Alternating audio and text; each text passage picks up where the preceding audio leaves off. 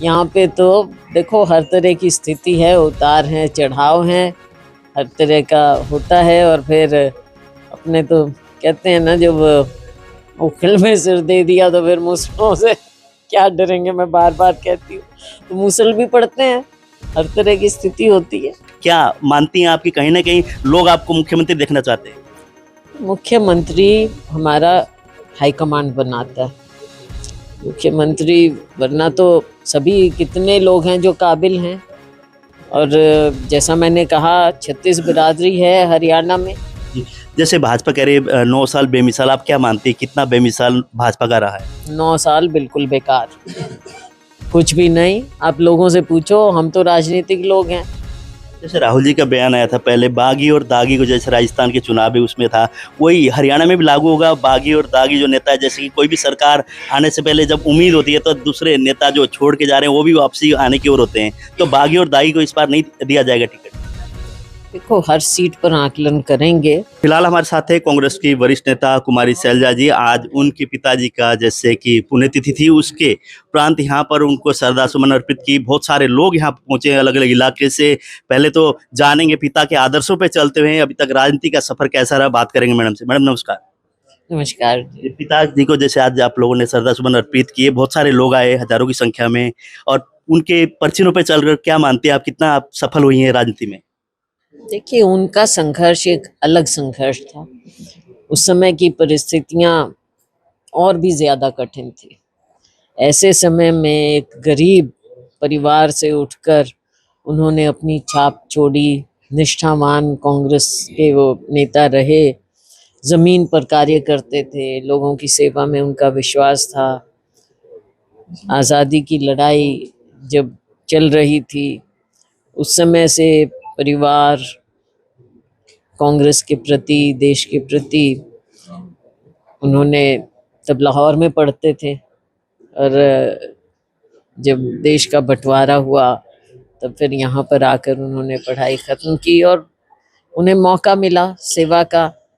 52 में पहला चुनाव लड़ा तो उस समय खुद नेहरू जी ने उनको देखकर, उनके व्यक्तित्व को देखकर उनको टिकट दिया था। और सारा जीवन उन्होंने कांग्रेस पार्टी में लोगों की सेवा में लगाया। मैं नहीं कह सकती कि उन जैसा संघर्ष मैंने किया हो, हमारी परिस्थिति अलग, लेकिन मेरा ये प्रयास ज़रूर रहा है कि मैं उनकी तरह निष्ठा से काम करूं। उनके काम का, नाम का फ़ायदा मुझे मिला है, लेकिन मैं राजनीति में उनके समय में नहीं थी। उनके बाद मेरे पिताजी जब चले गए तो उनके बाद राजीव जी मुझे राजनीति में लेकर आए, मुझे मौका दिया। कांग्रेस पार्टी ने, आज कांग्रेस पार्टी के कारण ही मेरी पहचान बनी है। और मैं चाहूँगी कि हम सभी लोग पार्टी के आदर्शों पर चलते हुए, विचारधारा को अपनाते हुए लोक सेवा को अपनी सबसे पहली सेवा माने। कि कोई भी पार्टी जैसे किसी को ओहदा दे देती है, वो नेता अपना आपको बहुत बड़ा मान लेता है, लेकिन आप में उस तरह के कोई भी ऐसे गुण नहीं है, कभी उसका खामियाजा आपको भुगतना पड़ा है? देखो खामियाजा तो मैं अपने सभी साथियों को भी कहती हूँ कि राजनीति कोई नौकरी नहीं है कि आप इतने साल बिता दोगे। यहाँ पे तो देखो हर तरह की स्थिति है, उतार हैं, चढ़ाव हैं, हर तरह का होता है। और फिर अपने तो कहते हैं ना, जब उखल में सिर दे दिया तो फिर मुसलों से क्या डरेंगे, मैं बार बार कहती हूँ। तो मुसल भी पड़ते हैं, हर तरह की स्थिति होती है। पर एक बार राजनीति में पांव रखो तो पार्टी के अंदर भी, बाहर भी, दोनों जगह संघर्ष करना पड़ता है। जैसे कि पिछले दिनों हमारी बात हुई, कुछ कार्यकर्ताओं ने कहा कि कुमारी शैलजा ऐसी बड़ी नेता है और एक तरह से राष्ट्रीय नेता है, उनको हरियाणा का मुख्यमंत्री बनाना चाहिए। वो एक तरह से एक चलता रहा, वायरल हुए। उसके बाद आपने भी ये कहा कि हाँ मैं भी विधानसभा का चुनाव लड़ना चाहती हूँ। उसके बाद लोगों का तांता आपके साथ जुड़ना शुरू हुआ है, हालांकि पहले भी था, लेकिन अब बात करें तो बहुत सारे लोग जितने कोठी पे आप आते थे उस समय नहीं मिलते थे, आज के दिन इतने हजारों की तादाद में लोग पहुंच रहे हैं। क्या मानती हैं आपकी कहीं ना कहीं लोग आपको मुख्यमंत्री देखना चाहते हैं? मुख्यमंत्री हमारा हाईकमांड बनाता है। मुख्यमंत्री बनना तो सभी कितने लोग हैं जो काबिल हैं।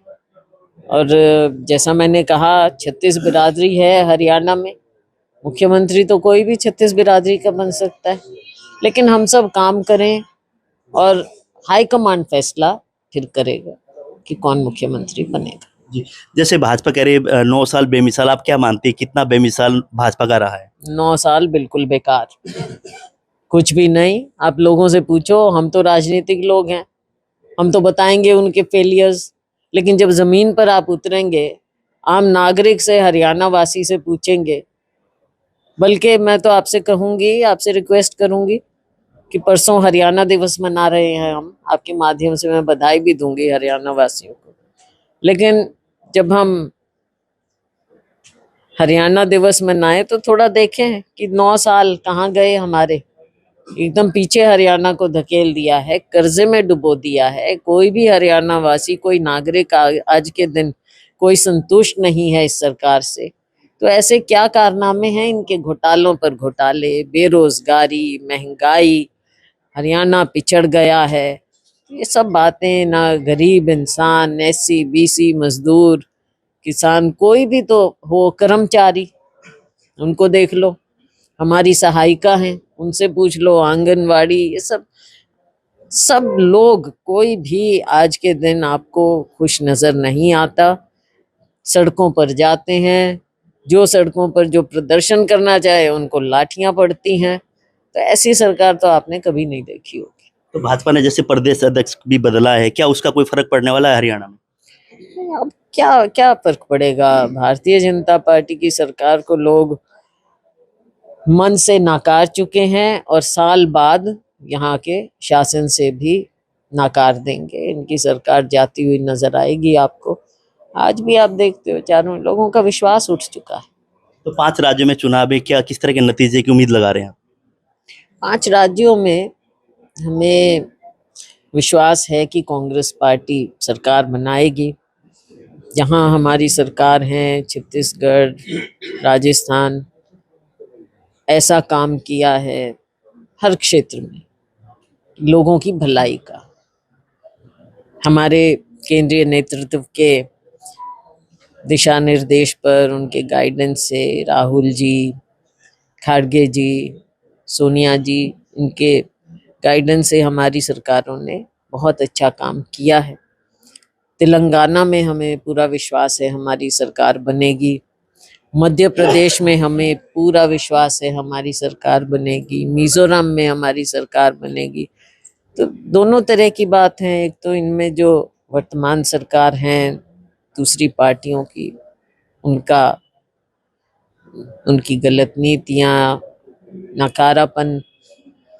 दूसरी ओर जहां हमारी सरकार है वहां हमने काम किया। मध्य प्रदेश में आपने देखा कि किस तरह से हमारी चुनी हुई सरकार को इन्होंने तोड़ा, हमारी पार्टी को तोड़ा। तो वहां पर अब एक अलग माहौल बन चुका है। छत्तीसगढ़ में हमारी सरकार ने ऐसे काम किए हैं सबके लिए, हर नागरिक के लिए। गरीब से गरीब का ध्यान रखा है, किसान का ध्यान रखा है, हमारे जो आदिवासी बहनें और भाई हैं उनका ध्यान रखा है, हमारे जो विद्यार्थी हैं उनका ध्यान रखा है। तो आज वहां पर एक नारा चला हुआ है कि हमारी भरोसे की सरकार है। और हमारे मुख्यमंत्री हैं, उनके नेतृत्व में, बघेल जी के नेतृत्व में, और सभी नेताओं ने मिलकर एक बहुत बेहतरीन सरकार दी है। तो देश में कहीं भी जाते हैं लोग कहते हैं कि जी छत्तीसगढ़ में तो आपकी सरकार तो 12 आ रही है। तो कुछ तो कारण है जो लोग इस बात को मानते हैं। जैसे राहुल जी का बयान आया था पहले, बागी और दागी को, जैसे राजस्थान के चुनाव है उसमें था, वही हरियाणा में भी लागू होगा? बागी और दागी जो नेता है, जैसे कि कोई भी सरकार आने से पहले जब उम्मीद होती है तो दूसरे नेता जो छोड़ के जा रहे हैं वो भी वापसी आने की ओर होते हैं, तो बागी और दागी को इस बार नहीं दिया जाएगा टिकट? देखो, हर सीट पर आकलन करेंगे और अंतिम फैसला हाईकमांड का होगा, लेकिन प्रयास यही होना चाहिए कि जो निष्ठावान हो, जो लोगों के साथ जुड़े हों, जो जीतने की स्थिति में हो, जिनको लोग माने, तो उन निष्ठावान लोगों को आगे लाना चाहिए। समय देने के लिए बहुत बहुत धन्यवाद। धन्यवाद। जैसे कांग्रेस की वरिष्ठ नेता कुमारी सैलजा जी से हमने बातचीत की, अलग अलग मुद्दों को लेकर निरंतर जनता से जुड़ी हुई है, जनता के बीच जाती है, और इस वक्त बात करें तो काफी लोगों में इनको लेकर जैसे मुख्यमंत्री बनने की चर्चा आई, उसके बाद लोग एक तरह से इनके पक्ष में, और ज्यादातर लोगों का तांता लगा रहता है। कहीं ना कहीं अगर जाती है तो वहां पे हजारों की संख्या में लोग मिलते हैं। क्यों? अपने नेता को हर कोई देखना चाहता है, बड़े ओहदे में जाए, बड़े उसमें हो, तो ताकि लोग अपने जो ऐसे काम होते हैं उनके जो भी एक तरह से होती है तो जिम्मेदारी वो निभाएं और लोगों के काम बने, उसके लिए उम्मीदों के साथ लोग इसी तरह से इनके समर्थन में उतर रहे हैं निरंतर।